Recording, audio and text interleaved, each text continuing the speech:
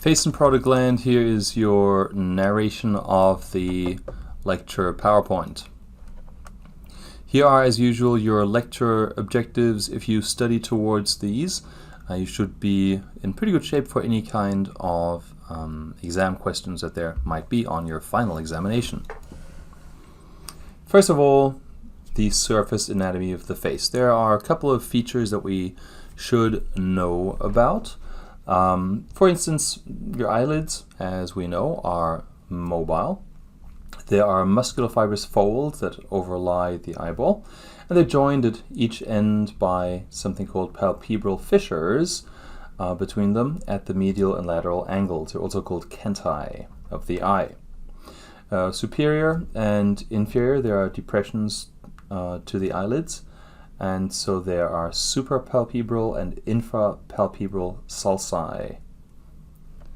In addition to that, some more surface projections that we can see here is the projection of the zygomatic bone, your frontal bone. The little divot here is called the philtrum. Your mental protuberances here, the thyroid cartilage, and the two heads of the sternocleidomastoid, your clavicular head and the sternal head. This notch is called the jugular notch. Here's the outline of your trapezius, and here's the angle of the mandible.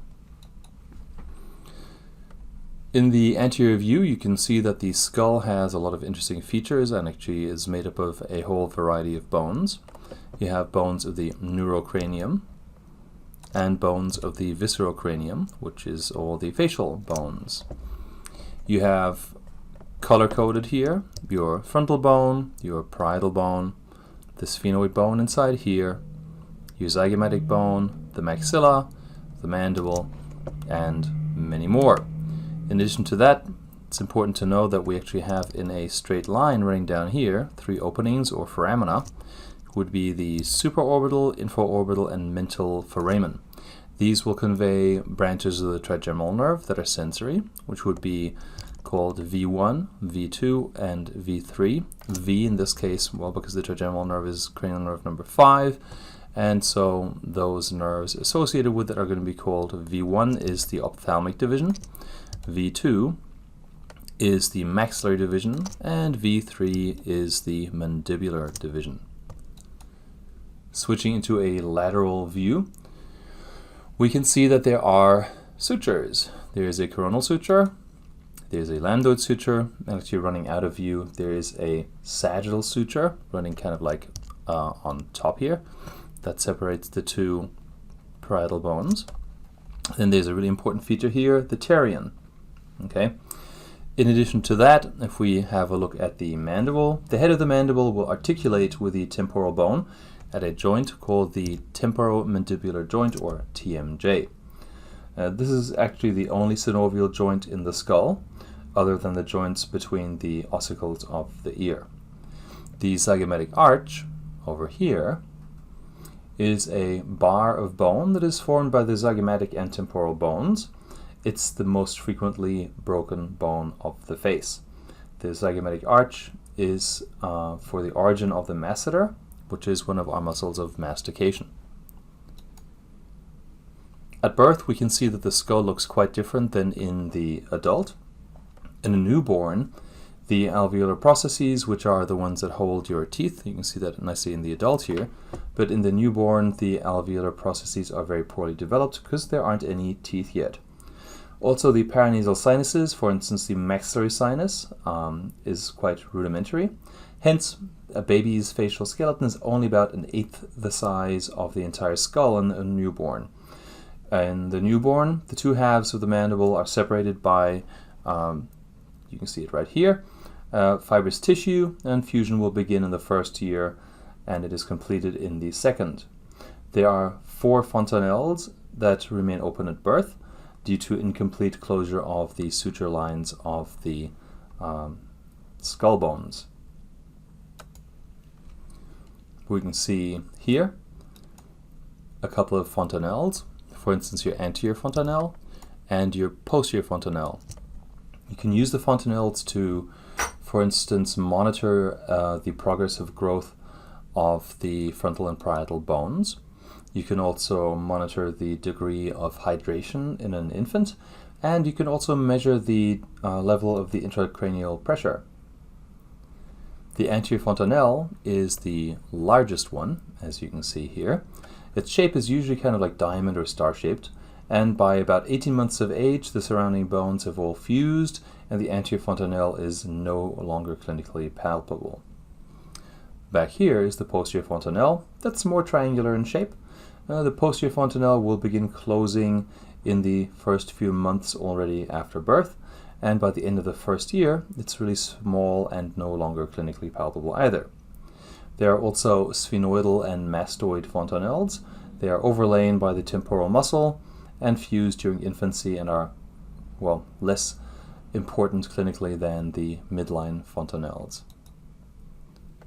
Here's the skull of a newborn in lateral view. Of course, the mandible has been removed. Important to see here is that the mastoid process is currently still absent. That means that the facial nerve could be injured during delivery if, for instance, tongs have to be used during the birthing process, because the facial nerve will exit out of a small foramen anterior to the styloid process here, called the stylomastoid foramen. In an adult, the mastoid process is grown in as well, so it's actually much better protected. But in a newborn, the facial nerve is much more at risk of getting damaged. Craniosynostosis is a condition that is characterized by the premature closure of cranial sutures. If you have a premature closure of the sagittal suture, which is this one here, it can result in scaphocephaly, for instance. Yeah? So the type of malformed cranium that forms will depend on what suture closes too early. Okay? Premature closure of the sagittal suture, as you can see here, in which the anterior fontanelle is small or absent, will result in this kind of long, cone-shaped, narrow cranium, scaphocephaly, because I believe that scapha means something like keel of a boat, and it kind of looks a little bit like that. There's some other important conditions here, or phenotypes, I would say. Premature closure of the coronal or the lambdoid suture on one side only will lead to a twisted and asymmetrical cranium, which is a condition known as plagiocephaly. Premature closure of the coronal suture will result in a high, kind of like tower-like cranium called oxycephaly or ptericephaly. For the sensory innervation of the face and head in general, we can say that over here towards the nose, it's all going to be done by cranial nerves. For instance, all of the branches from your trigeminal nerve. And posterior to this line, which I believe is also called the vertex line, it is done by spinal nerves. For instance, your great or greater occipital nerve from C2, the lesser occipital nerve, also C2, and the great auricular nerve, as the name implies, it also goes to the ear here from C2 and C3. These nerves will be coming from Erb's point, or the nerve point of the neck. The muscles of facial expression. The muscles that we have to be able to ID in lab are red. So your facial muscles are in the subcutaneous tissue of the anterior and posterior scalp, face, and neck. They will move the skin and change facial expressions to convey your mood. Most muscles will attach to bone or fascia and produce their effects by pulling on the skin, respectively.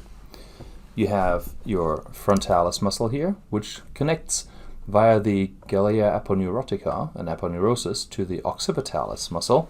This is why some books will refer to this as the occipitofrontalis.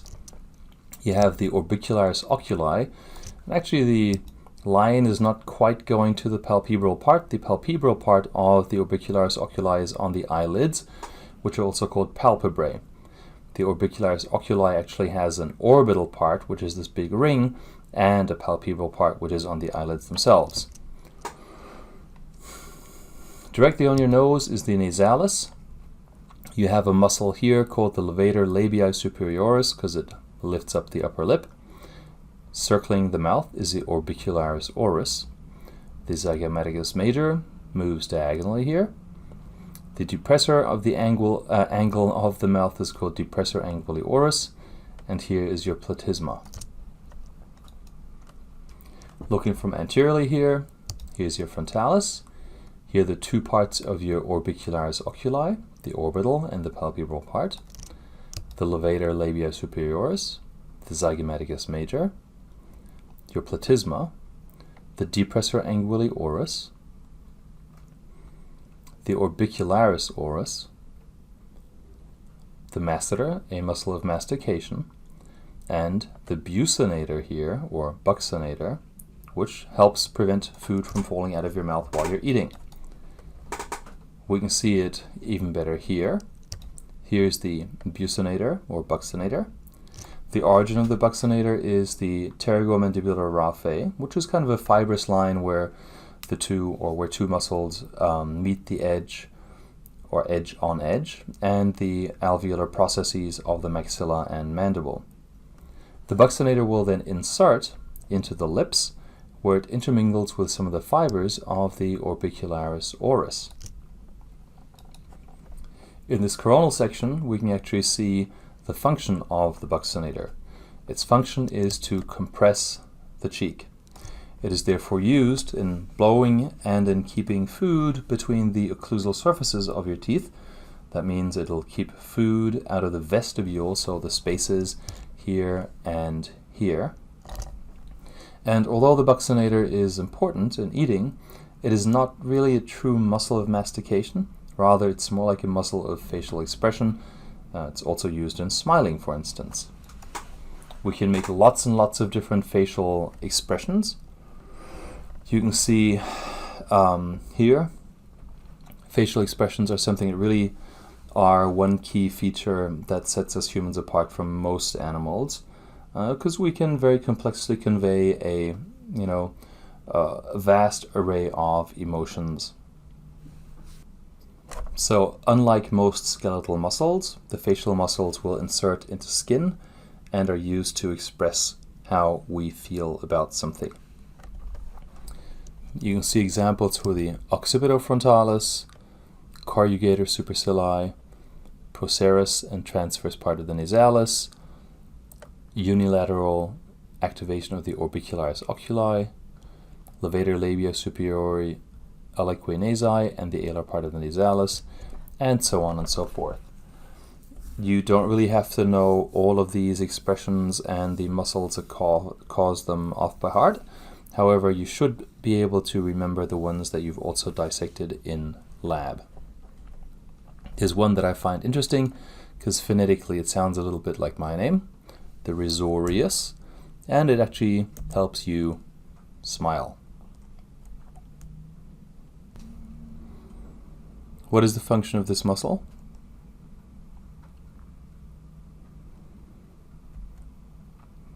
It compresses the cheek. That was the buccinator. The course of the facial nerve. The facial nerve, which is cranial nerve number 7, will leave the cranial cavity through an opening called the stylomastoid foramen.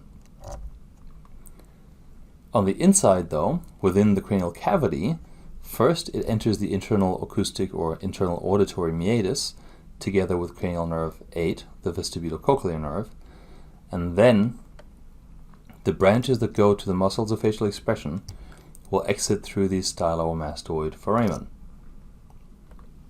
It will then pass through the parotid gland, which is the reason why it is fairly difficult to dissect out all of its fibers, because you have to deal with the pretty tough parotid sheath as well. The facial nerve and its branches in the parotid gland. The facial nerve is going to be the motor nerve of your face. It'll emerge from the skull base at the stylomastoid foramen, as we already know, and after giving off a branch to the posterior belly of the digastric and the stylohyoid muscle, the 7th cranial nerve will enter the parotid gland, and within the gland it'll divide into 5 terminal branches, which would be temporal, zygomatic, buccal, margiomandibular, and cervical. The facial nerve has a couple of really important features in the course of the petrous temporal bone. Is the geniculate ganglion, for instance, which houses special fibers. These are actually fibers for taste. In addition, the facial nerve also gives off parasympathetic fibers as the greater petrosal nerve. Here is your geniculate ganglion, and then you have your greater petrosal nerve in purple. So your greater petrosal nerve is joined by another nerve called the deep petrosal nerve. The greater petrosal nerve will have parasympathetic fibers with it, and the deep petrosal nerve will have sympathetic fibers with it that are postsynaptic as they have already synapsed in the superior cervical ganglion. These two nerves merge and form the nerve of the pterygoid canal, also called the Vidian nerve. Then they end up going to the pterygopalatine ganglion. In the pterygopalatine ganglion is where the parasympathetic fibers will synapse. Sympathetics just pass through. However, the parasympathetics synapse in the pterygopalatine ganglion and will then be able to go, for instance, to the lacrimal gland to help make tears. The fibers that convey special sensation, as in taste, travel with a nerve that is called the chorda tympani. The chorda tympani actually comes out of the petrotympanic fissure, not out of the stylomastoid foramen, and the chorda tympani will join a branch of the trigeminal nerve called the lingual nerve. That is actually from V3. It carries taste fibers to the anterior 2/3 of the tongue. So if we summarize all of the branches of the facial nerve, there is somatic or branchial motor that supplies the muscles of facial expression.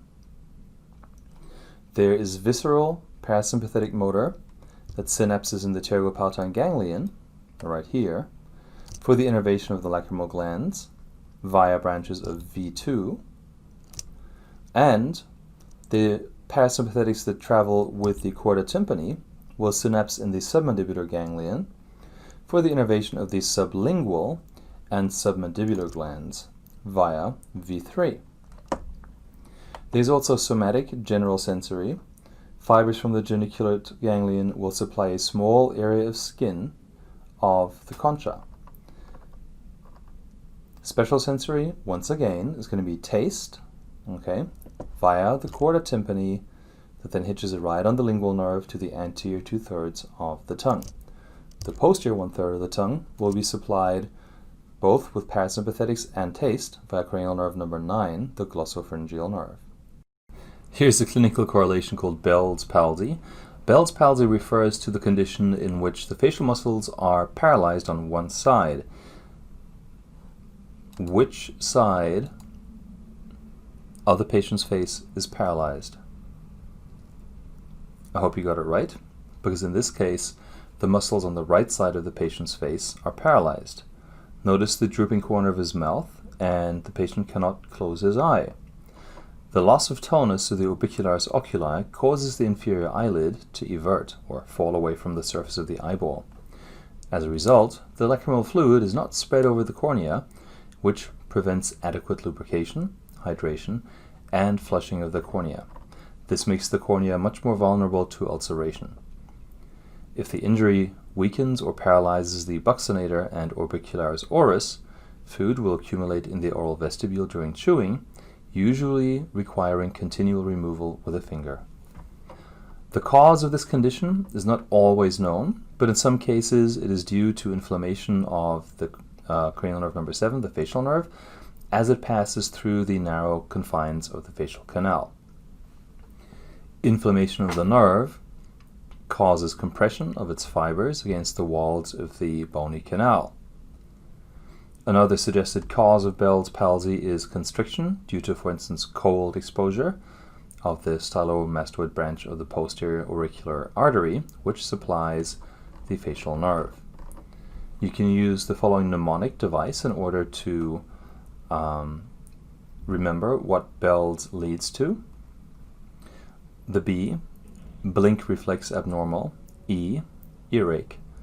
First L, lacrimation, deficient or excess. The second L, loss of taste. And the S, sudden onset. All symptoms are going to be unilateral.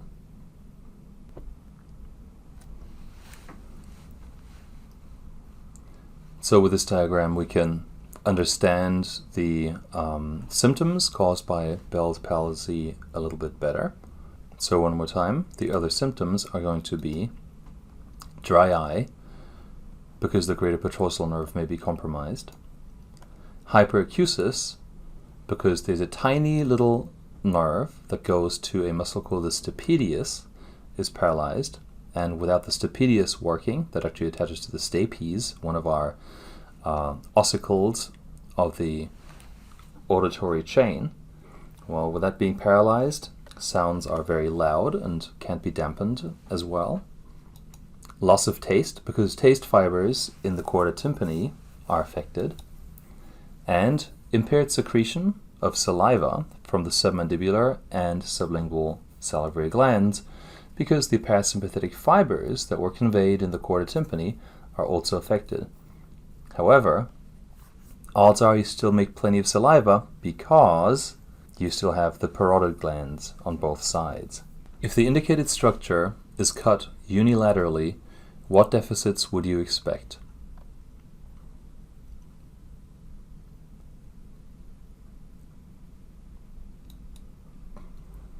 Both B and C.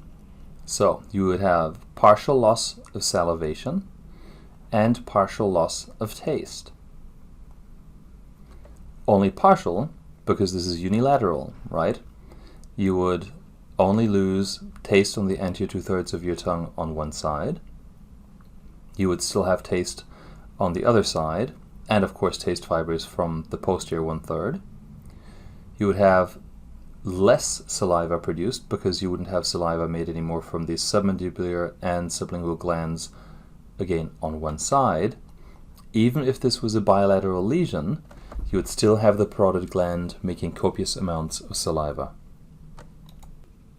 Here we are looking at the inside of the cranial cavity, specifically at the internal acoustic meatus. And we can see that there is the vestibulocochlear nerve that travel with the facial nerve through the internal acoustic meatus. The vestibulocochlear nerve used to be called the auditory nerve, which kind of like shortchanges it a little bit, because well, the cochlear part is true, that's for hearing. The vestibular part, however, is important for balance, so equilibrium. The vestibulocochlear nerve is a special somatic afferent nerve with these two roots, right? Vestibular for balance and cochlear for hearing. Cranial nerve number 7 will enter the internal acoustic meatus together with 8, and 8 then travels to the hearing apparatus, but the facial nerve keeps going and exits the cranial cavity via the stylomastoid foramen. The trigeminal nerve, or the great sensory nerve. So cranial nerve number 5 has 3 main branches or divisions. The ophthalmic division with GSA fibers, the maxillary division, and the mandibular division. There are two main functions: skeletal motor to the muscles of mastication, plus a few other muscles also derived from pharyngeal arch number 1, and general sensory fibers for the skin of the face, mucosa of the nasal and oral cavities, and paranasal sinuses, the teeth, etc. So the trigeminal nerve is the chief general sensory nerve of the head. All of the skeletal motor fibers, which have SVE fibers from cranial nerve number 5, will travel in V3, or the mandibular division of the trigeminal nerve. But the general sensory fibers, which are GSA fibers, travel in all 3 branches. The sensory fibers have their cell bodies in the trigeminal ganglion. The central processes of these sensory neurons will constitute the sensory root of the trigeminal ganglion. The sensory root will then travel back to the brain. Trigeminal neuralgia is a sensory disorder of the sensory root of cranial nerve number 5 that will occur most often in the middle-aged and elderly individuals. It's also called tic douloureux, and is characterized by sudden attacks of excruciating, lightning-like jabs of facial pain. A paroxysm, so sudden Sudden sharp pain can last for 15 minutes or more. The pain may be so intense that the person winces, hence the common term tic or twitch. There are several theories to explain the possible causes of this pain syndrome. Neuroleading research indicates that it is an enlarged blood vessel, possibly the superior cerebellar artery, which could compress or throb against the microvasculature of the trigeminal nerve near its connection with the pons of the brain. Such a compression can injure the nerve's protective myelin sheath and cause erratic and hyperactive functioning of the nerve. Often, when the aberrant artery is moved away from the sensory root of the trigeminal nerve, the symptoms disappear. The simplest surgical procedure, however, is avulsion, or cutting of the branches of the nerve at the infraorbital foramen. After this operation, the sensation of pain, temperature, and simple, so light touch, is lost over the area of skin and mucous membrane supplied by the affected component of the trigeminal nerve. This loss of sensation may annoy the patient, who may not recognize the presence of food on the lip and cheek or feel it within the mouth on the side of the nerve section. But these disabilities are usually preferable to the excruciating pain caused by tic douloureux. This is a really good plate to study because it highlights the fact that the trigeminal nerve is in fact the chief sensory nerve of the face. Please note that the vertex ear chin line, the vertex is the highest point of the skull. Well, this is an important line because the skin anterior to this imaginary line is supplied by the trigeminal nerve. The skin posterior to the line is innervated by cervical nerves, dorsal or ventral rami. The only area of facial skin not innervated by the trigeminal nerve is that over the angle of the mandible and the parotid gland. Each division of cranial nerve number 5 supplies an area of facial skin. V1 supplies the forehead, upper eyelid, and the dorsum of the nose. V2 supplies the lower eyelid, upper lip, and side of the nose. And V3 supplies an L-shaped strip of skin, including the lower lip and chin, lower cheek, and part of the external ear and temple. Since all of these nerves are supplying skin, the functional component is GSA, or general sensory afferent fibers. The facial artery is the major arterial supply to the face, and it comes from the external carotid artery. It will pass deep to the submandibular gland and become superficial when crossing the inferior border of the mandible. Arteries in the face will anastomose with the arteries of the other side. That's why lacerations of the face will lead to strongly bleeding injuries. The facial artery itself pursues a pretty tortuous course on the face and gives off branches, for instance, to the chin, lips, and nose. It'll end near the angle of the eye as the angular artery. The facial vein begins near the medial angle of the eye as the angular vein, and it is formed by the union of the supraorbital and supratrochlear veins. The facial vein pursues a straighter course than its companion artery, and it remains posterior to it. In the neck, the facial vein unites with the anterior division of the retromandibular vein to form the common facial vein, which will empty into the internal jugular vein. The facial vein is valveless, and it has communications with other veins, for instance the ophthalmic veins, which are clinically important because they provide routes for the spread of infection potentially.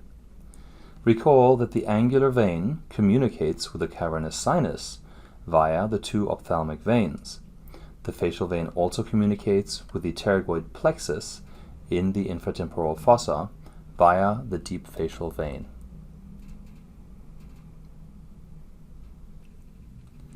Lymphatic drainage of the face. Except for the parotid and buccal region, there are no lymph nodes in the face. Lymph from the scalp, face, and neck drains into the superficial ring, also called the pericervical collar, of lymph nodes, submental, submandibular, parotid, mastoid, and occipital, located at the junction of the head and neck. The lymphatic vessels of the face accompany other facial vessels. Superficial lymphatic vessels will accompany veins, and deep lymphatics accompany arteries. All lymphatic vessels from the head and neck will drain directly or indirectly into the deep cervical lymph nodes, which is a chain of nodes mainly located along the internal jugular vein in the neck. Lymph from these deep nodes will then pass to the jugular lymphatic trunk, which joins the thoracic duct on the left side and the IJV or brachiocephalic vein on the right side.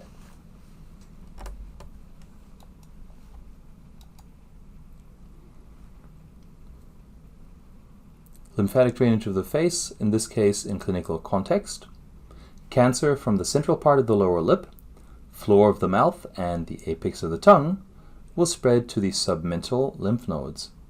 Cancer from the lateral aspects of the lower lip and the tongue will primarily spread to the submandibular lymph nodes.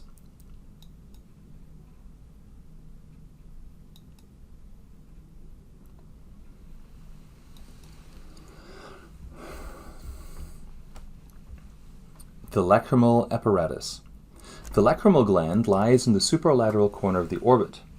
The gland secretes lacrimal fluid, so tears, into the superior fornix of the conjunctival sac via about 12 lacrimal ducts.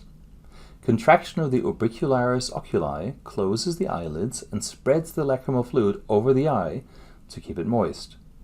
Excess fluid, which reaches the lacrimal lake, is drained by the lacrimal passages.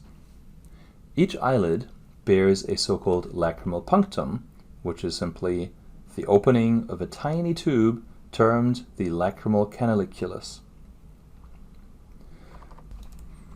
Here and here. The two canaliculi pass medially and empty into the lacrimal sac. The sac is blind superiorly, but inferiorly it is continuous with the nasolacrimal duct. The duct is membranous and passes inferiorly into the nasolacrimal canal, which is bony, to then empty into the inferior meatus of the nasal cavity. Now you know why you sniff when you cry. Inflammation of the lacrimal sac is termed dacrocystitis. Dacro means tear, and cyst means bladder. Paralysis of the orbicularis oculi has serious consequences.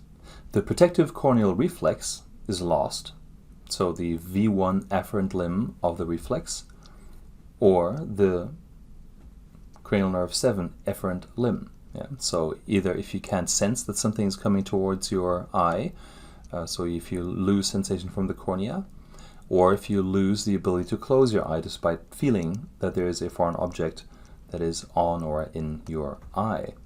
In that case, the eye will remain permanently open so that the lacrimal fluid is not spread over it, the cornea dries out, and can become ulcerated. The lower eyelid will also sag and form a pond where lacrimal fluid collects and then spills onto the face. This is called epiphora. The parotid gland. The parotid gland is the largest of the three major salivary glands. It's about 25 grams, and it's enclosed in a tough fibrous capsule, making the dissection a little challenging. It is wedge-shaped in outline, with the base of the wedge superior and the apex inferior near the angle of the mandible. The area it occupies is called the parotid bed. The parotid duct passes horizontally from its anterior edge and at the anterior border of the masseter turns medially, pierces the buccinator, and enters the oral cavity through a small orifice opposite the second maxillary molar tooth. In lab, let's make sure that everybody's tried to identify the parotid duct first. That'll give you a good landmark for the region. The submandibular gland is intermediate in size, about the size of the walnut, and shaped like the letter U lying on its side. The larger, superficial part of the gland is continuous with the smaller, deep part around the posterior border of the mylohyoid muscle. The superficial part of the gland fills up the submandibular triangle and is related to the anterior and posterior bellies of the digastric muscles. Lying medially are the mylohyoid and hyoglossus muscles, which form the floor of the submandibular triangle. Laterally, the superficial part of the gland is related to the submandibular fossa of the mandible, the cervical branch of the facial nerve, and the facial vein. The deep part of the gland has the submandibular duct emerging from it. The sublingual gland is the smallest. It's only about the size of an almond, and it's elongate. Its relationships are as follows. Inferiorly is the mylohyoid muscle, and superiorly is the sublingual fold of mucous membrane. This is a horizontal section of the parotid bed. A horizontal section through the parotid gland and bed will reveal that the gland is wedge-shaped in cross-section as well. The lateral surface of the gland is subcutaneous, and the anterolateral and posteromedial surfaces meet at its medial border of the gland. Also, try to note how the ramus of the mandible, masseter, and medial pterygoid indent the anteromedial surface of the gland, whereas the sternocleidomastoid and posterior belly of the digastric indent the posteromedial surface. Three important structures are embedded in the parotid gland. First of all, the parotid plexus of the facial nerve and its branches, the retromandibular vein, and the external carotid artery. This is, of course, from superficial to deep. The retromandibular vein and external carotid artery provide blood supply to the gland. Malignant tumors of the gland destroy cranial nerve number 7, which is going to cause facial paralysis. Benign tumors usually don't invade cranial nerve number 7. Hence, the surgical removal of these tumors requires great skill to avoid damaging the facial nerve. For this reason, the facial nerve has been called the hostage of parotid surgery.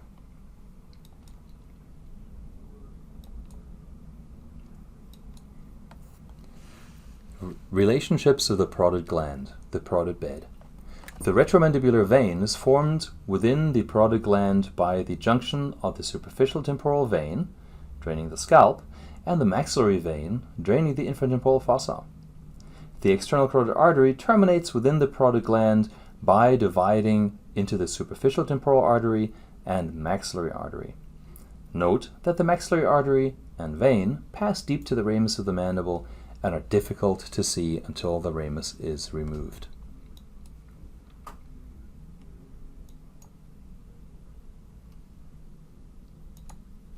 Mumps, parotitis, infection of the parotid gland. Mumps, or infection of the parotid gland, causes inflammation, parotitis, and swelling of the gland. This leads to severe pain because the parotid sheath limits swelling. Often the pain is worse during chewing because the enlarged gland is wrapped around the posterior border of the ramus of the mandible and is compressed against the mastoid process of the temporal bone when the mouth is opened. The mumps virus may also cause inflammation of the parotid duct, which can produce redness of the parotid papilla, the small projection at the opening of the duct into the superior oral vestibule.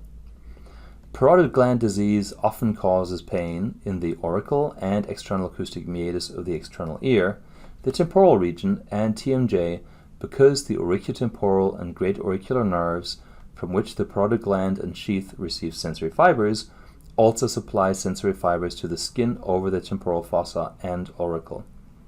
Before the development of vaccination and the introduction of vaccine, it was a common childhood disease worldwide. Innervation of the parotid gland. I use the mnemonic GLOPS. GLOPS stands for glossopharyngeal, lesser petrosal, otic ganglion, auriculotemporal nerve, parotid gland, and the S stands for spit. Secretory fibers to the parotid gland come from the parasympathetic component of the glossopharyngeal nerve or cranial nerve number 9. The tympanic nerve contains the visceral efferent fibers destined for the otic ganglion. The tympanic nerve enters the tympanic or middle ear, the cavity, through a tiny canal called the tympanic canaliculus. Within the middle ear, the tympanic nerve contributes to the tympanic plexus. Beyond the plexus, the tympanic nerve becomes the lesser petrosal nerve, which leaves the middle ear through its own hiatus. The fibers will synapse in the otic ganglion and then hitch a ride via the auriculotemporal nerve to the parotid gland to make spit. Sympathetic fibers are derived from the cervical ganglia through the external carotid nerve plexus on the external carotid artery, and the vasomotor activity of these fibers may reduce secretion from the parotid gland.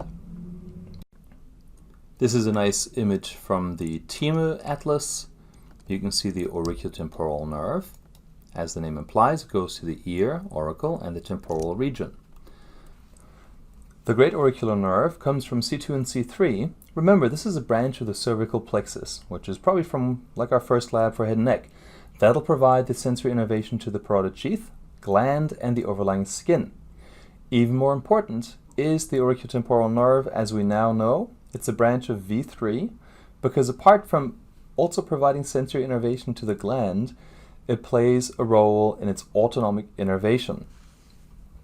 Specifically, there's a problem that can happen after a parotidectomy, which we will see now.